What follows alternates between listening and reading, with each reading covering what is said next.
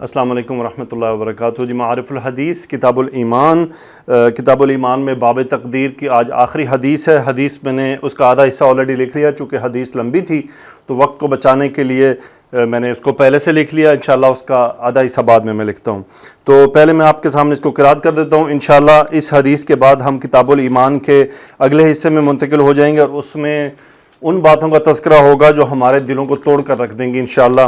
ہمارے دلوں کو توڑنے سے مراد اس کے اندر جو دنیا کی خواہش ہے نا، اس کو کمزور کریں گی وہ باتیں۔ آپ نے ضرور وہ احادیث سننی ہے انشاءاللہ۔ کتاب الایمان کا آدھا حصہ آلموسٹ مکمل ہو چکا ہے، اور ہم اس سلسلے کو جاری رکھے ہوئے ہیں۔ یہ حدیث صحیح بخاری کی حدیث ہے، حدیث نمبر ہے 3204 اور 3201۔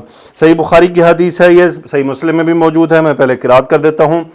عن ابن مسعود رضی اللہ عنہ قال حدثنا رسول اللہ صلی اللہ علیہ وسلم وهو الصادق المصدوق ان خلق احدکم یجمع فی بطن امہ 40 یوما نطفة ثم یکون علقة مثل ذلك ثم یکون مضغة مثل ذلك ثم یبعث اللہ الیہ ملکا باربع کلمات فیکتب عملہ واجلہ ورزقہ وشقی او سعید۔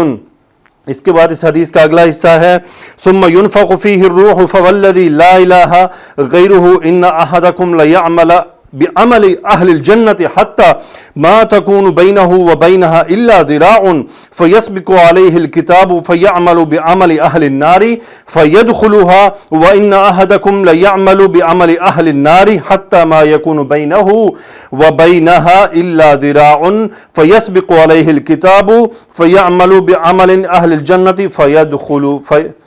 فيدخلها۔ جی اس حدیث میں ایک سب سے امپورٹنٹ جو میسج یہ ہے کہ ہمیں اللہ سے دعا کرتے رہنا ہے کہ یا اللہ ہمیں خوش قسمتوں میں لکھ لے، اور اپنے لیے جو خاص طور پہ جو ہمارا آخری وقت ہے نا اس کے لیے دعا کریں کہ یا اللہ ہمیں مرتے وقت ایمان کی موت عطا فرمانا، توبہ کی حالت میں موت عطا فرمانا، ہمیں عمل صالح پر موت عطا فرمانا۔ تو حدیث میں شروع کرتا ہوں آپ کے ساتھ۔ حدثنا، حدث یحدث تحدیثا، بات کرنا، اسی سے ورڈ ہے حدیث، بات۔ حدث فعل ماضی واحد مذکر غائب، فاعل رسول اللہ، اللہ کے رسول، نا مفعول نحن۔ حدثنا رسول اللہ صلی اللہ علیہ وسلم، رسول اللہ صلی اللہ علیہ وسلم نے ہم سے حدیث بیان فرمائی، اور یہ حالیہ ہے، یہ صحابی کا قول ہے۔ هو الصادق المصدوق، قربان جائیں، هو الصادق وہی سچے ہیں، والمصدوق وہی ایسی ہستی ہیں جن کی تصدیق کی جائے، یعنی اسم الفاعل و اسم المفعول دونوں کا صیغہ۔ کیا فرمایا؟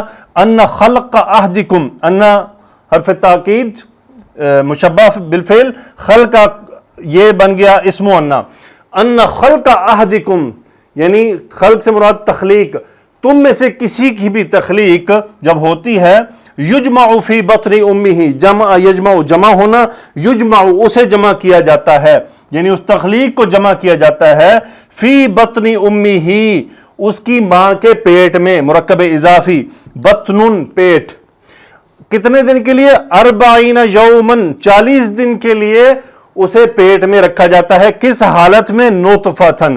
تو یہ دونوں مفعول ہوئے اس کے یجمع کے، کس حالت میں؟ نطفے کی حالت میں وہ 40 دن اس کی جس کی تخلیق ہو رہی ہے اس کی ماں کے پیٹ میں رہا۔ کتنا؟ نطفے کی طور پہ، یعنی بس تھوڑا سا رنگ آ گیا اس میں خون کا۔ ثم یکون علقۃ، ثم پھر کانا یکون ہو جانا، یکون وہ ہو جاتا ہے، کیا؟ یہ جو تخلیق ہے، یکون وہ ہو جاتی ہے، علقۃ کیا؟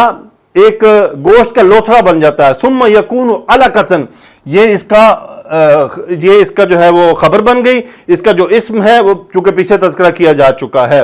کس طرح ہوتا ہے؟ ثم یکون علقۃ مثل ذالک، یعنی مثل ذالک اس کی طرف اشارہ ہے کہ 40 دن کے لیے پھر یہ علقہ ایک گوشت کے لوتھڑے کی صورت میں رہتا ہے۔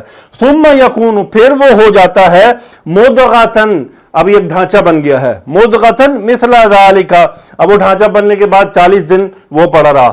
ثم پھر کیا ہوا؟ بعث یبعث، بھیجنا، مبعوث کرنا۔ ثم یبعث، بعث یبعث فعل مضارع، یبعث وہ بھیجتا ہے، کون؟ اللہ، اسم الجلالہ، یبعث اللہ، اللہ بھیجتا ہے، الیہ اس کی طرف، کون؟ جس کی تخلیق ہو رہی ہے، کیا بھیجتا ہے؟ ملکن، ایک فرشتہ۔ کس طرح بھیجتا ہے؟ متعلق فعل، باربع کلمات، 4 باتیں دے کر، وہ کون سی ہیں؟ فیکتب، کتب یکتب، لکھنا، نصیب کرنا. فیکتب وہ لکھتا ہے، کون؟ فرشتہ.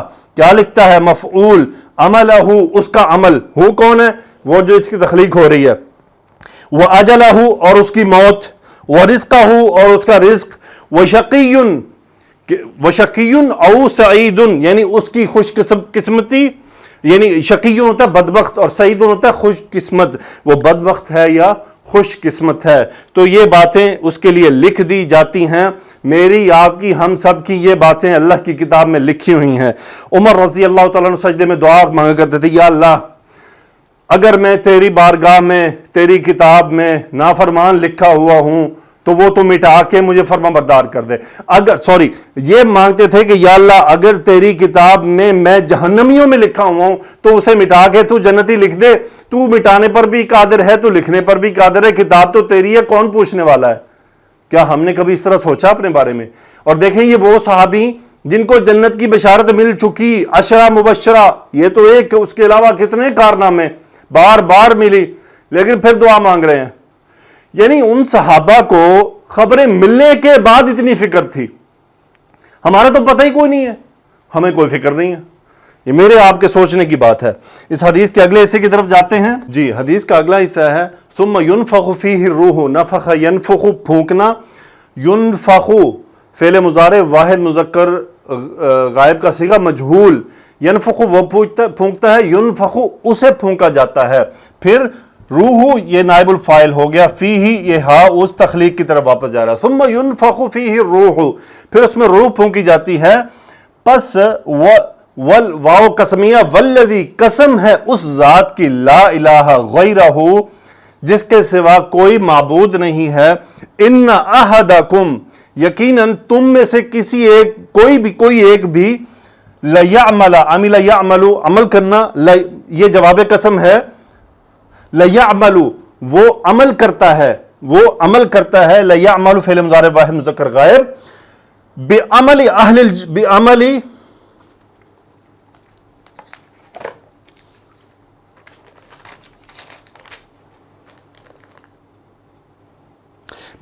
اہل الجنتی، یہ متعلق فعل کیسا عمل کرتا ہے؟ جنت والوں کے سے اعمال کرتا ہے. حتیٰ یہاں تک کہ ما تکون بینہ و بینہا الا ذراع. غور طلب بات، ما نفی کا، تکون کانا یکون، تکون بینہ وہ ہوتی ہے. اب یہ واحد مؤنث کا اسم استعمال ہوا اور اس کا اسم جنت ہے.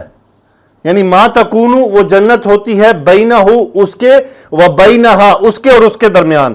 یہ اس تخلیق کی طرف، یعنی وہ جو اس عمل کرنے والے کی طرف، عمل کرنے والا، اور بینہا جنت، یعنی اس کے اور جنت کے درمیان میں نہیں ہوتا الا سوائے اس کے کہ ذراعن ایک ہاتھ فاصلہ، ایک ہاتھ فاصلہ، یعنی ایک بالشت. غور طلب بہت امپورٹنٹ کہ تم میں سے کوئی لیعملو عمل کرتا ہے جنت والوں کے سے اعمال، حتیٰ یہاں تک کہ ما تکون بینہ و بینہا الا ذراع، کہ وہ اتنے عمل کرتا ہے کہ اس کے اور جنت کے درمیان ایک ہاتھ کا فاصلہ رہ جاتا ہے. فَيَسْبِقُ عَلَيْهِ الْكِتَابُ سبق یسبق آگے بڑھنا. یسبق فعل مضارع واحد مذکر غائب کا صیغہ، الکتاب اس کا فاعل، کتاب مطلب وہ نصیب، وہ لکھا ہوا. فَيَسْبِقُ عَلَيْهِ ہا اسی آدمی عمل کرنے والے کی طرف. فَيَسْبِقُ عَلَيْهِ الْكِتَابُ اس پر اس کا نصیب آگے بڑھ جاتا ہے. فَيَعْمَلُ وہ عمل کرتا ہے، بعمل کون سے عمل؟ اہل النار، یہ پورا مرکب اضافی ہے. عمل اہل النار جہنم والوں کے سے اعمال کرتا ہے. فَيَدْخُلُهَا یا داخلہ یدخل داخل ہونا، یدخل فعل مضارع واحد مذکر غائب، ہا مفعول، یہ جہنم کے لیے آگ کی طرف کہ وہ اس میں داخل ہو جاتا ہے. اس حدیث کا جو اگلا حصہ ہے میں اسی میں الفاظ چینج کروں گا. لَيَعْمَلُوا بِعَمَلِ أَهْلِ النَّارِ، صرف یہاں پہ یہ چینج کریں گے بِعَمَلِ أَهْلِ النَّارِ، یعنی کوئی آدمی ہے وہ جہنمیوں کے سے اعمال کرتا ہے. حتیٰ ما تکون بینہ و بینہا الا ذراع، یہاں تک کہ اس گناہگار آدمی کے اور جہنم کے درمیان ایک ہاتھ کا فاصلہ رہتا ہے. فَيَسْبِقُ عَلَيْهِ الْكِتَابُ اس پر اس کا نصیب آگے بڑھ جاتا ہے. فَيَعْمَلُ بِعَمَلِ أَهْلِ الْجَنَّةِ وہ کیا کرتا ہے؟ جنتیوں کے سے اعمال کرنا شروع کر دیتا ہے فَيَدْخُلُهَا، وہ اس میں داخل ہو جاتا ہے۔ سبحان اللہ، یہ نصیب آپ اگر اپنی زندگیوں میں دوڑائیں نظر تو بعض دفعہ آپ کو ایسے لوگ ملتے ہیں گناہ کر رہے ہوتے ہیں لیکن موت سے قریب اللہ ان کو توفیق دے دیتا ہے کہ وہ نیک اعمال کرنے لگتے ہیں تو اس کے ذریعے ان کی بخشش ہو جاتی ہے۔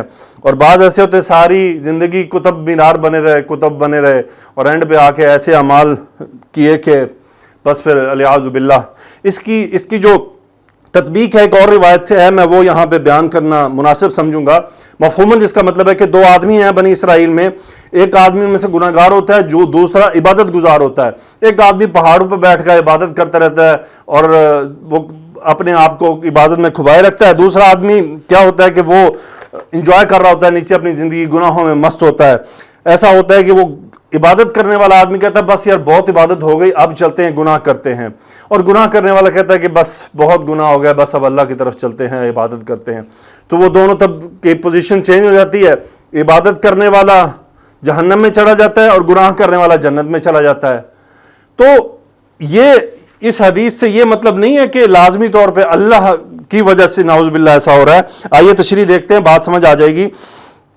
اس حدیث میں دو مضمون بیان فرمائے گئے ہیں۔ شروع میں تو تخلیق انسانی کے چند مراحل کا تذکرہ ہے جس سے انسان نفخ روح تک رحم مادہ میں گزرتا ہے، اور غالباً مرحلوں کا ذکر فرمایا جو اللہ تعالیٰ کا مقرر کیا ہوا ہے۔ فرشتہ نفخ روح کے وقت پیدا ہونے والے انسان کے متعلق لکھتا ہے جس میں اس کے اعمال، اس کی مدت حیات، وقت موت اور رزق روزی، نیک بختی بدبختی کی تفصیل ہوتی ہے۔ حدیث سے سیاق سے معلوم ہوتا ہے کہ رسول اللہ صلی اللہ علیہ وسلم کا خاص منشا اسی نوشتہ کے متعلق یہ بیان فرمایا کہ ایسا قطعی اور اٹل ہوتا ہے کہ ایک شخص جو اس نوشتہ میں دوزخیوں میں لکھا ہوتا ہے بسا اوقات وہ ایک مدت تک جنتیوں کسی پاک بازانہ زندگی گزارتا ہے، یہاں تک کہ وہ جنت سے بہت قریب ہو جاتا ہے، لیکن پھر ایک دم اس کے رویہ میں تبدیلی آتی ہے اور وہ دوزخ میں جانے والے برے اعمال کرنے لگتا ہے۔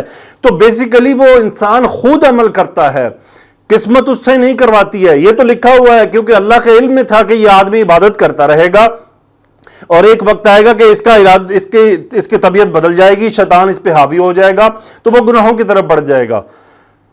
ایسے لوگوں کے بارے میں عموماً یہ ہے کہ جو لوگ دکھاوے کی وجہ سے اعمال کرتے ہیں ان میں نیت میں اخلاص پیدا نہیں ہوتا تو پھر ایٹ دی اینڈ وہ اس قسم کے مسائل میں پھنس جاتے ہیں اور اسی حال میں مر کر بالآخر دوزخ میں چلا جاتا ہے۔ اور اس کے برعکس ایسا بھی ہوتا ہے کہ ایک آدمی جو فرشتہ کے نوشتہ میں اہل جنت میں لکھا ہوتا ہے اور وہ ایک عرصے تک دوزخیوں کی زندگی گزارتا رہتا ہے اور دوزخ کے اتنا قریب ہو جاتا ہے کہ اس کی اور دوزخ کے درمیان گویا ایک ہاتھ سے زیادہ فاصلہ نہیں رہتا، لیکن پھر ایک دم وہ قریب ہو جاتا، پھر ایک دم سنبھل جاتا ہے اور اہل جنت کے اعمال کرنے لگتا ہے اور اسی حالت میں مر کر جنت میں چلا جاتا ہے۔ کئی واقعات ہوتے ہیں، آدمی گناہ میں مصروف رہتے ہیں لیکن بس ان کو کچھ بعض دفعہ زیادہ تر دیکھا گیا ہے کہ ان کے قریبی اگر کوئی فوت ہو جائیں تو ان کی زندگی میں تبدیلی آنا شروع ہو جاتی ہے یا کوئی حادثہ پیش آئے۔ بہت بار ایسا ہوتا ہے کہ انسان کی زندگی میں مثبت تبدیلی کسی حادثے کی وجہ سے ہوتی ہے۔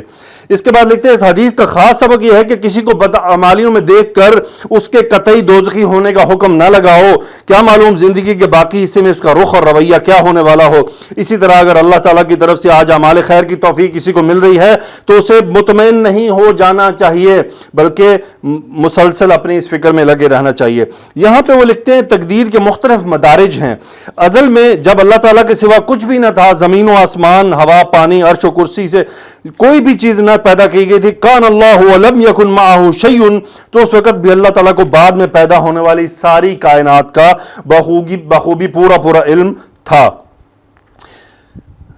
بس اس دور ازل ہی سے اس نے ارادہ اور فیصلہ فرما لیا کہ اس کی تفصیل اور اس کی ترتیب کے مطابق جو اس کے علم میں ہے، یعنی وہ عالم جس کو وہ پیدا کرے گا اس میں یہ تمام واقعات پیش آئیں گے۔ الغرض آئندہ وجود میں آنے والے عالم کے متعلق جو تفصیل و ترتیب اس کے ازلی علم میں تھی اس نے ازل ہی میں طے فرما لیا کہ میں ان سب کو وجود میں لاؤں گا۔ پس یہ طے فرمانا ہی تقدیر کا پہلا مرحلہ اور ظہور ہے۔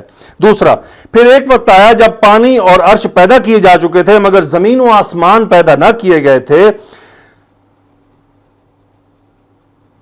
جس کی حقیقت حضرت شاہ ولی اللہ کے نزدیک یہ ہے کہ عرش کی قوت خیالیہ میں تمام مخلوق کی تفصیل تقدیر منعکس کر دی اور اسی طرح عرش اس تقدیر کا حامل ہو گیا. یہ تقدیر کا دوسرا درجہ اور ظہور ہے. تیسری بات، پھر ہر انسان کی تخلیق جب رحم مادر میں شروع ہوئی اور 3 چلے گزرنے پر جب اس میں روح ڈالنے کا وقت آیا تو اللہ تعالیٰ کا مقرر کیا ہوا فرشتہ اللہ تعالیٰ ہی سے علم حاصل کر کے اس کے متعلق ایک تقدیری نوشتہ مرتب کرتا ہے جس میں اس کی مدت حیات، اعمال، رزق، شقاوت، سعادت کی تفصیل ہے. یہ نوشتہ تقدیر کا تیسرا اور درجہ اور تیسرا ظہور ہے. پھر جب انسان کوئی کام کرنا چاہتا ہے تو اللہ تعالیٰ ہی کے حکم سے وہ اس کو کرتا ہے. جیسا کہ پچھلی حدیث میں ہم نے تذکرہ کیا کہ انسان کے سب دل اللہ تعالیٰ کے قبضہ قدرت میں ہیں، وہ جدھر چاہتا ہے انہیں پھیرتا ہے. پس یہ تقدیر کا چوتھا درجہ اور چوتھا ظہور ہے. اس تفصیل کو ملحوظ رکھا جائے تو تقدیر کے سلسلے میں مختلف احادیث کے مطالب اور محامل کے سمجھنے میں انشاءاللہ مشکل پیش نہیں آئے گی. تقدیر کے سلسلے میں پیدا ہونے والے شبہات کے بارے میں وہ لکھتے ہیں، بہت سے لوگوں کو کم فہمی یا کم علمی سے تقدیر کے متعلق جو شبہات پیدا ہوتے ہیں، مناسب معلوم ہوتا ہے کہ ان کا مختصر تذکرہ یہاں کر دیا جائے. وہ فرماتے ہیں کہ یہ کہ دنیا میں اچھا برا جو کچھ بھی ہو رہا ہے یہ سب اللہ ہی کی تقدیر سے ہے اور اللہ ہی نے اس کو مقدر کیا ہے، تو پھر اچھائیوں کے ساتھ ساتھ تمام برائیوں کی ذمہ داری بھی معاذ اللہ تعالیٰ پر آئے گی. دوسرا یہ کہ جب سب کچھ پہلے سے من جانب اللہ مقدر ہے، تقدیر طے ہو چکا ہے اور اس کی تقدیر اٹل ہے، تو پھر بندے اس کے مطابق عمل کرنے پر مجبور ہیں، لہٰذا انہیں کوئی سزا جزا نہیں ملنی چاہیے. تیسرا شبہ یہ کیا جاتا ہے کہ جو کچھ ہونا ہے وہ سب کچھ پہلے سے مقدر ہو چکا ہے، اس کے خلاف کچھ ہو نہیں سکتا، تو پھر کسی مقصد کے لیے کچھ کرنے دھرنے کی ضرورت ہی نہیں، لہٰذا دنیا یا آخرت کے کسی معاملے میں محنت اور مشقت کرنے کی ضرورت نہیں. وہ فرماتے ہیں لیکن اگر غور کیا جائے تو معلوم ہوگا کہ یہ تینوں شبہے تقدیر کے غلط اور ناقص تصور سے پیدا ہوئے ہیں.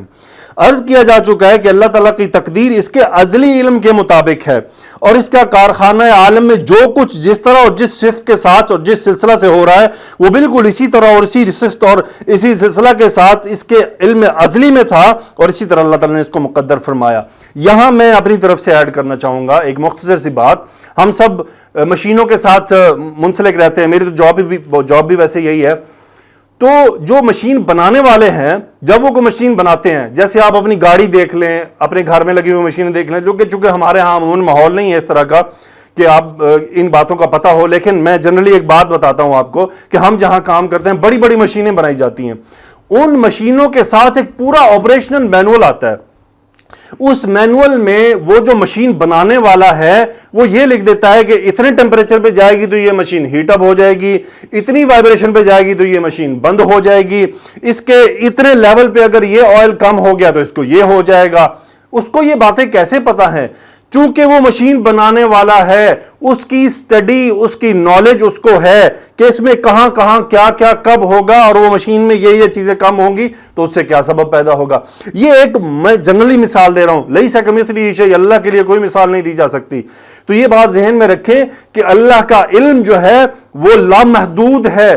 اللہ کے علم میں آج بھی ہے کہ میرے ساتھ مرنے کے بعد کیا ہونا ہے. اللہ کے علم میں ہے کہ میں 1 گھنٹے بعد کیا کروں گا، میں کیا سوچوں گا. شیطان میرے پاس وسوسے لائے گا، میرے پاس فرشتے بھی آئیں گے، وہ میرے کان میں پازیٹیو باتیں کہیں گے، شیطان میرے کان میں نیگیٹو باتیں کہے گا. میں کس کی بات کو مانتا ہوں؟ میرے سامنے 2 باتیں آ گئیں کہ ایک گناہ کی چیز ہے، اب مجھے اس کو کرنا ہے یا نہیں کرنا، اس کا فیصلہ میں نے کرنا ہے، اور مجھے اب میں اپنے اس اختیار اور ارادے سے وہ گناہ کرتا ہوں اور میں اس اپنے اختیار اور ارادے سے اس گناہ سے بچتا ہوں. لیکن اس گناہ سے بچنے کی نسبت ہم اللہ کی طرف کرتے ہیں کہ اللہ نے ہمیں اس گناہ سے بچا لیا. کیسے بچا لیا؟ میرے دل میں پازیٹیو خیال، میرے دل میں جو شیطان حاوی ہو رہا تھا اس کے اثرات کو بلاک کر دیا فرشتوں کے ذریعے. اللہ کے فرشتے ہیں جو ہمارے کانوں میں پازیٹیو باتیں کرتے ہیں، پازیٹیو خیالات آتے ہیں. یہ ان باتوں کے سبب ہوتا ہے جو ہم طرز عمل اختیار کرتے ہیں زندگی میں. ایک آدمی زندگی میں اچھے اعمال کر رہا ہے تو برا اعمال کرتے وقت اس کا جو نفس ہے، جو جھنجھوڑنے والا ہے، وہ جھنجھوڑے گا. تقی عثمانی صاحب فرمایا کرتے ہیں کہ انسان کا نفس ایک بچے کی مانند ہے. اس کو آپ اگر بچے کو دودھ چھڑوائیں تو وہ روتا ہے، وہ بلکتا ہے، لیکن آپ کو پتا ہے کہ اب اس کا دودھ چھڑوانا ضروری ہے. بچہ صبح اسکول جاتا ہے، وہ روتا ہے، آپ اسے بھجواتے ہیں، آپ سمجھتے ہیں کہ اس کا اسکول بھجوایا جانا ضروری ہے. تو آپ اس کا زور زبردستی کرتے ہیں. اسی طرح اس نفس کو گناہوں سے روکنے کے لیے اس پہ جبر کرنا پڑتا ہے، اس کا آپریشن کرنا پڑتا ہے.